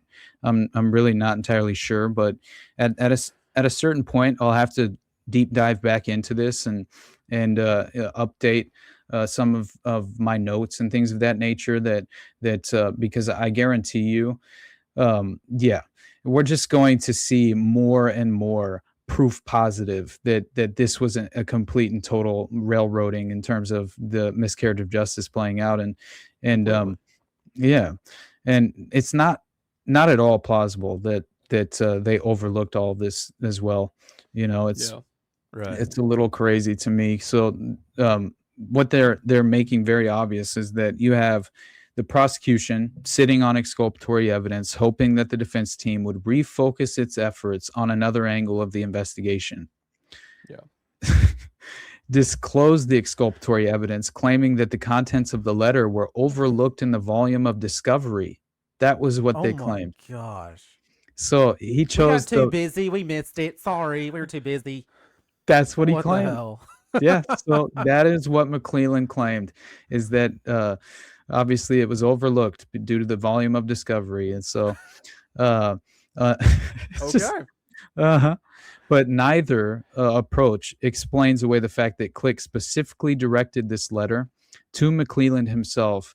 And Click was so determined to ensure that McClellan consumed this information, allegedly, that he directed the information directly to McClellan via certified mail. So you have to sign, obviously, to receive this. And I think he was well aware of the potential, just the corrupt nature of McClellan and how he would be acting in this way.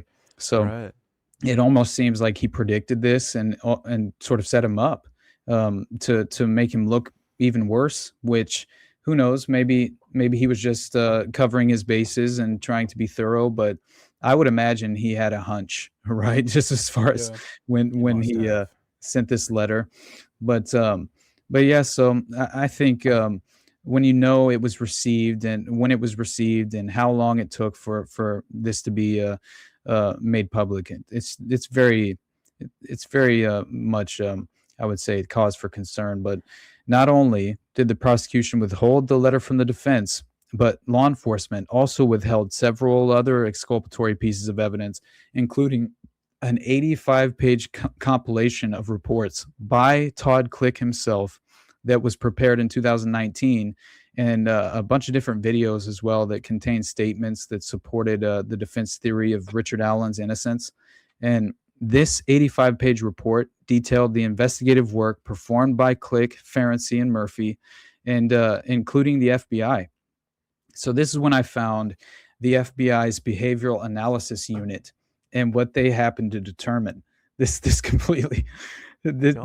really very much, I think, lends credibility to the Odinist defense, and that was basically, and according to a summary of Click's investigation that he attached with this very letter, the Behavioral Analysis Unit, BAU, of the FBI determined that the individuals responsible for the homicides were involved in Nordic beliefs.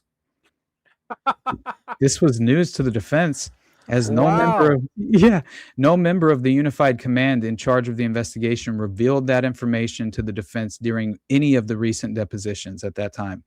So this includes Trooper Holman, who told the defense that he didn't remember if the FBI's Behavioral Analysis Unit determined one way or the other whether those with Nordic beliefs had been involved in the murders. Man, Holman is a real piece of shit. I just have to be honest. This guy is a character. Hell yeah. You can't make this type of shit up. Like the amount of you can't even call them coincidences at this point. The amount of lines pointing at just absolute I don't know another word for it other than conspiracy, but absolutely conspiracy to frame this guy, to nab these two girls. It's just ridiculous. And you would think like a competent evil organization would have done a better job of making this a little less, which I mean they kept it going for like 5 years. That's pretty good. But it is interesting how like flimsy some of these excuses are. And it makes you wonder, like, is that on purpose? Are they trying to point people a particular direction by giving some of those, it makes you wonder. Yeah, absolutely, man. And I don't think I think we have to be willing to objectively consider almost everything on the table at this point, and as far as undermining a criminal case in such a horrific way. I mean,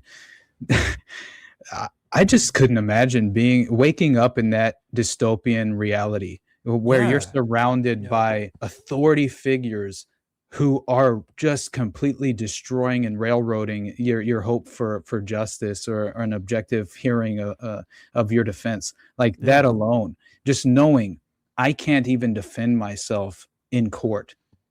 Like they've barred me from my attorneys even presenting any of this information. Let alone the internal sabotage happening throughout this entire process, which it really points in. It feels like it points to the level of corruption in the Indiana, just as far as I think the prison complex itself was very much infiltrated, but obviously it seems like Carroll County was corrupt as hell. And I would think that members of the local chapter were probably affiliated with members of the police. And why wouldn't you be, as far as how much of this typically is fashioned? You see these prominent figures who obviously run defense on behalf of individuals who are within their network. So that's what it looks like to me. But anyway, this behavioral analysis unit that the FBI formed that came away claiming it was Nordic beliefs that the individuals possessed who engaged in this crime was definitely fascinating for me. But anyway, this Trooper Holman, man. So it looks like the prosecution provided no evidence whatsoever of the findings of the FBI's behavioral analysis unit concerning the involvement of Odinism. And the letter that clicks into McClelland was the first that the defense had even heard that the FBI actually believed that Odinism were likely involved. So this report apparently contained exculpatory evidence that the unified command concealed from the defense by design. So it just implicates them in being entirely compromised. So this information was all crucial and vital for Richard Allen's defense. And as we've been saying, and even some of this exculpatory evidence in the form of videos were finally inevitably released to the defense on September 2023, I think. And it was over 9 months. I remember that after the defense counsel entered their appearance of those videos, right? So it took over 9 months for them to even get any of that exculpatory evidence in the form of videos.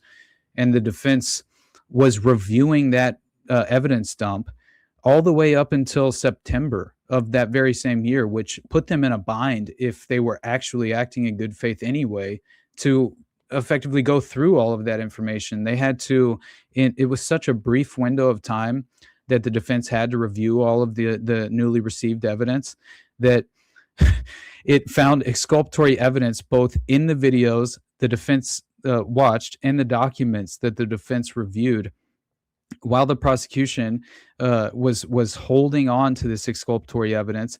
Richard Allen was effectively living in hell, obviously, and so the defense is just like going and visiting him while he's becoming more and more a shell of himself.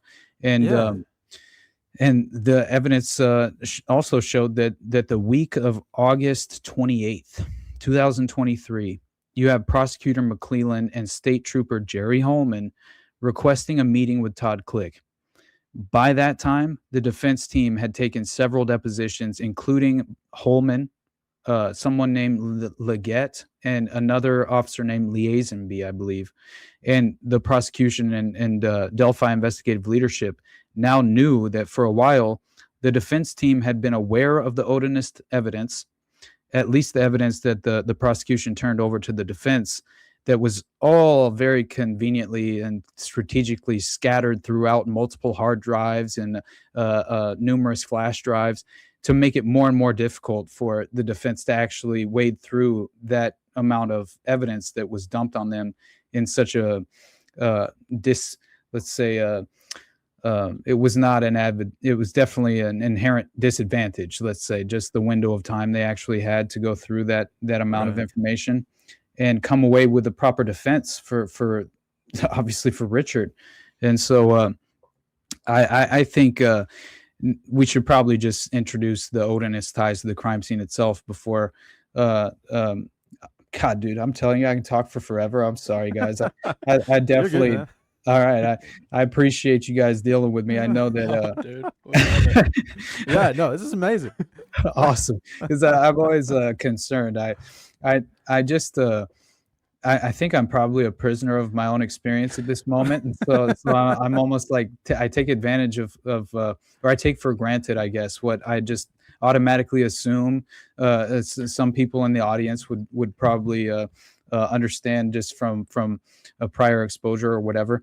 And more often than not, I should probably lay things out in a more comprehensive way. But no, I really do appreciate you guys. And I do think that the Odinist ties to the crime scene we should at least cover as briefly as we can with as much detail as possible. And then depending on where we are at time wise, we can decide if you guys are willing to do a part 2. We can talk about that obviously privately. But anyway, so this is when the prosecution had learned by August, as I mentioned, 2023, that this is just ridiculous to me. Or it was the prosecution. If I didn't say the prosecution, I meant the prosecution. They had learned in early August that the defense figured out the strong Odinist ties to the crime scene, despite the apparent attempts of the prosecution, Leggett and Holman, to hide, and other officers, I think Liaisonby as well, to hide this very exculpatory information from the defense. And I couldn't reiterate that more, honestly, because it really does feel like the crux of the case lies in this window of obvious corruption.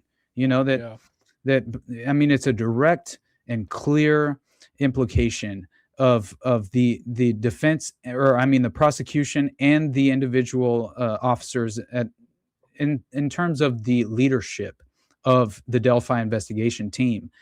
They were compromised, right? And it took me some time to begin to realize to what level and to what extent it seemed like the vast majority of them were entirely corrupt. But so you have the prosecution kind of panicking because they're realizing, oh no, the defense has now figured out that the investigators have been well aware, and so have the prosecution in regard to these allegations of Odinism and the Odinist ties. And so this is when you have Todd Click agree. He's attempting to basically allay his fears with that an innocent man is sitting in prison in Westville, and so he agrees to a meeting with those very corrupt individuals, one of which was Holman, that I had mentioned multiple times before, hoping that Todd Click was hoping that he would learn that evidence did in fact exist linking Richard Allen to the murders. So he's open to this. He's perfectly willing to, obviously consider this as a possibility. Right. And so then he claimed, Todd Click writes in this letter that his hopes were instantly dashed. In paragraph 17 of Click's affidavit, he says the following: upon directing the letter to Mr. McClelland, I heard nothing from the prosecutor's office or any other member of Unified Command until I received phone calls on August 23rd and August 25th of 2023, which involved brief discussions regarding scheduling. During these phone calls, it was requested that I meet with Trooper Holman during the week of September 4th, 2023. I was informed that law enforcement officials intended to sit down with me and discuss with me the reason why Richard Allen was responsible for these crimes. I was told that Jerry Holman wanted to put my mind at ease. However, during the meeting with Detective Holman and a second detective whose name I'm unfamiliar with, there was no discussion or offerings as to why they believed Richard Allen was guilty of the charged crimes. I believe the interview was an attempt by them to clean up their loose ends, knowing that they had given very little, if any, attention to the investigative efforts of myself, Detective Ferenczi, and Detective Murphy. Emphasis added. Oh my God. Right? Like, I couldn't have been more convinced throughout the process of reading what Todd Click had to say and the evidence he put forward throughout his task force investigation. He convinced me that those three individuals were acting in good faith and truly did want to bring to justice the individual perpetrators responsible for this heinous crime. And so, yeah, that was the end of the Click's affidavit portion that I found most compelling, obviously. But that's super compelling, because you have to think, in a state organization that's as seemingly corrupt as this is, putting that in an affidavit that's going to be made public, if you don't already have a massive target on your back, right? You're gonna have one after. Yeah. Oh, yeah. Period. Exactly. Yeah. That's why I believe Todd Click's in the current position he finds himself in, dealing with legitimate legal consequences due to, I believe, attempting to maintain his integrity and principles as an investigator. So yeah, that is just around the corner in terms of what inevitably happens to Todd Click and Greg Ferenczi specifically. I believe maybe the other individual on the task force was Detective Murphy, right? I believe maybe he was just, now I need to follow up on this and I could be proven wrong on this fact. But the way I saw it whenever I did my deep dive into the case was that Murphy just realized by what happened to Ferenczi, and then after what Todd Click was enduring, I think he just realized what's best for him is to stay silent. I honestly do. And as hopefully that's not true, and hopefully he's come out since that time. But I definitely think that it was almost a factor of like Ramon J. Martinez from the U.S. Customs agent from the Finders case, right? And he was his entire career was completely derailed due to his willingness to not back down in terms of making public what he truly saw when he inevitably partook in the raid of the W Street apartments that belonged to the Finders and were two of the properties. I think it was the W Street apartments and then the warehouse as well. And I mean, we're talking ritual. What's it called when you basically an altar? There was essentially an altar that was discovered in a velvet red roped off room that they were utilizing for filming child pornography, the claim is.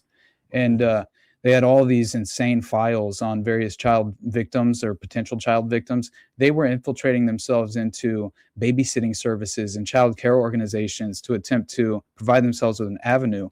And then also they're investigating the families by using the babysitting service to ask questions to the parents or the guardians of the children to find out windows of opportunity when the parents would not be home with the children, and like things of that nature. And what he claimed he saw, they had a file on Palestinian children and just to, I mean, they had peer-to-peer private communication nodes and a network of computer systems in the 1980s. This is unheard of. That's insane. That's wild. Yeah. It was actively in communication with another node, a private node, directly only communicating on this private network at the Chinese embassy, where they were ordering Chinese children specifically through the embassy, a contact they had there. So just seeing the scope of that. And then they also had a file that was called The Execution of Henrietta and Igor. And it was what the cult claimed, the finders, Mary and Petty, it was they were training the children in animal husbandry. But in reality, husbandry.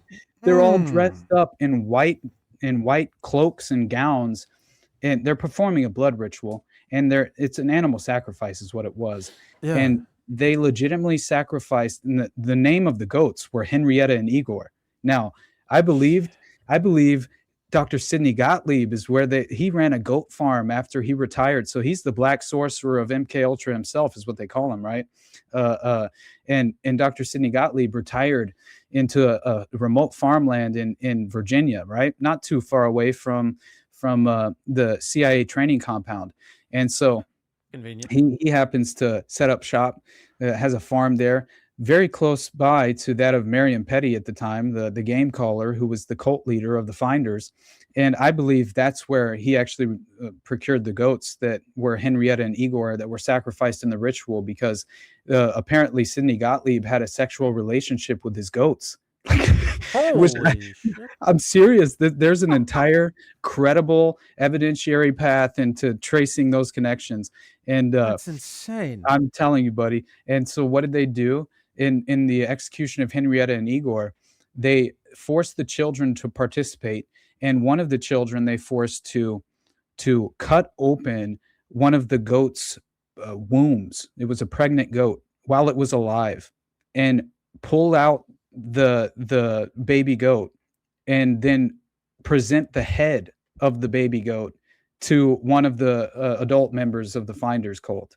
And so they cut out the heart and the obviously the fetus in the goat's womb. So that doesn't sound exactly like animal husbandry, in my opinion. No, it's a little off. Eventually, the goats get killed either way, typically in husbandry. But yeah, the path there is a little off. Yeah, exactly. Holy shit.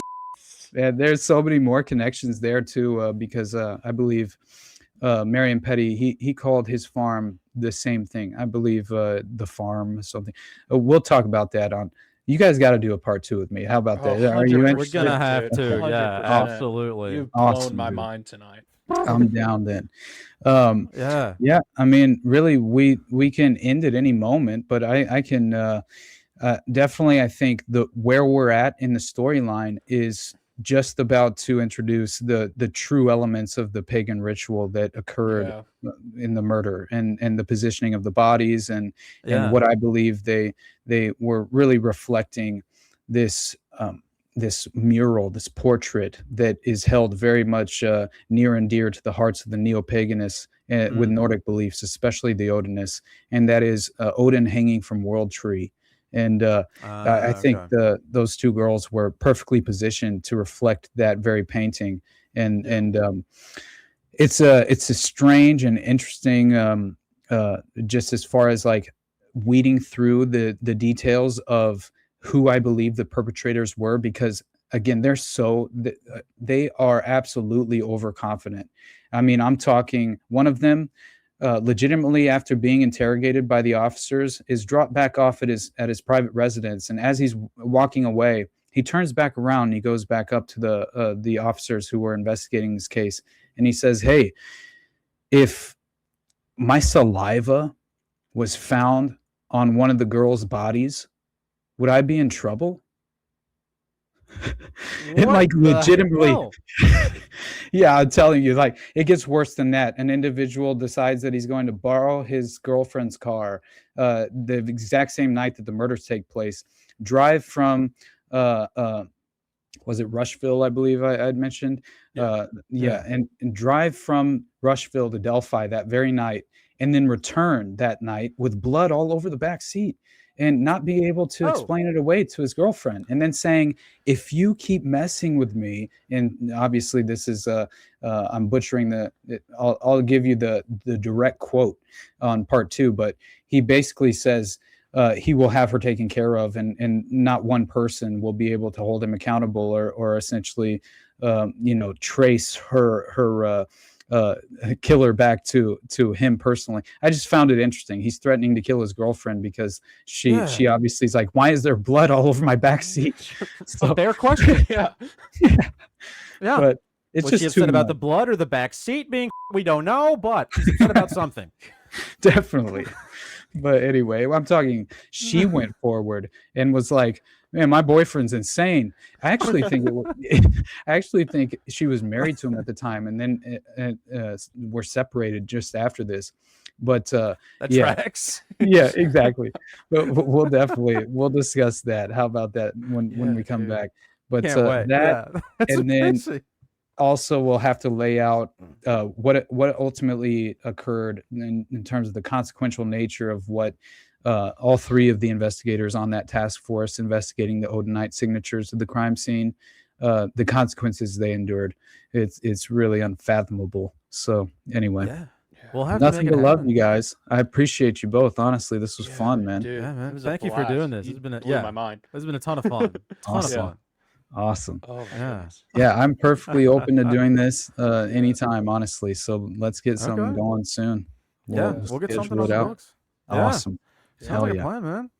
Sweet. It's good to finally meet you. It's been a blast. I guess the one big thing that I took away from that is like the deep inversion of community that seems to exist at such a high level, and it's so disturbing when you tell it the way you do. It's just super freaky, and I'll be interested to explore that more next time. Yeah, I want to be respectful of your time and not keep you too long, but yeah, that's wild. That's crazy.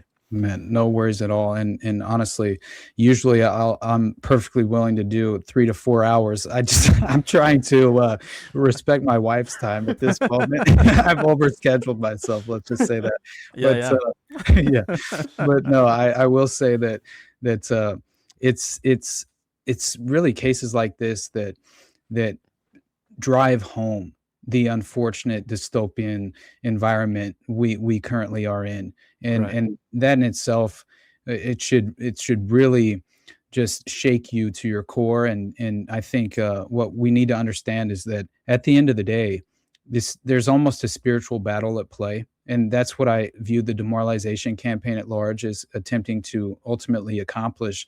And that is not only to ratchet up the tension in the culture war at every level, and essentially keep us at each other's throats, and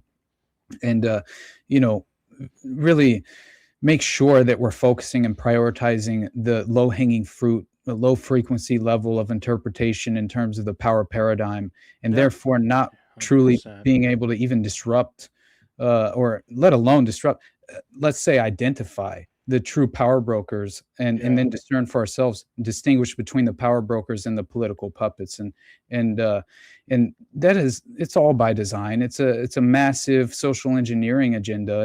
And I think cases like this really provide us with an opportunity to just pull back that naive veil and remind everyone that we're talking about major authority, let's just say major federal organizations. We have what I like to refer to as secret fraternal powerful or secret fraternal organizations of powerful influence, is how I kind of usually describe them. And you have all of this playing into itself, this modern Gladio playbook to a certain extent. And I use that terminology because I love Paul Williams' book, Operation Gladio, The Unholy Alliance Between the Vatican, the Mafia, and the CIA. And that's what I feel like is truly happening, and has been the state of modern society, and the true power cabal behind the scenes since, at the very least, post-World War II. I think it's probably before then. But I think the permanent systematic entrenchment of the structured system was very much achieved just after World War II, and has been, I would think, successfully just reinforced and facilitated throughout that ridiculous amount of time. So anyway, I'll shut my mouth, but I got nothing but love for you guys, and I appreciate the opportunity, man. Yeah, no, thank you for doing this. Yeah, that was awesome. Yeah. All right. Well, what folks can find you at the Underclass podcast on YouTube, Theater Thug. Yeah, Theater Thug I love. AWP on yeah. When I first started my Twitter account, it was like 2008, and I had the original Theater Thug handle, and I changed it at one point, and I never got it back. I'm so upset about that. Brutal. I know, but That's anyway, amazing. yeah, but yeah, the Underclass podcast, and then I do a recurring show every Tuesday with Jose Galasan from No Way Jose. It's called Already Dead. It's a live stream we do on Tuesday nights at 9:30 Eastern time. It's a call-in conspiracy variety show, I guess is what we like to call it. But Schizo Bros Assemble is what we do there. But so check that out. And obviously, if you're a patron, then you get the additional perk of during the call-in portion, the latter half of the show, we bring the patrons on the screen, and they can hang out while we take calls and stuff and all of that. And then, yeah, and if you become a patron and you have the means to, then obviously even at the lowest level, you'll be able to access whatever this is, the paywalled show that I do with Brad Bankley and Sam Tripoli, who I love to death, man. Both those guys really helped. Beyond opening the door for me as Sam did, and providing me with a seat at the table, and I could not be. I'm forever grateful as far as that's concerned. But those two specifically, I mean, they very much influenced me for years before I ever got into this, and I ever started the Underclass. And Sam, just the law of abundance. He's a beautiful person, and then Brad's just a wealth of knowledge and such just.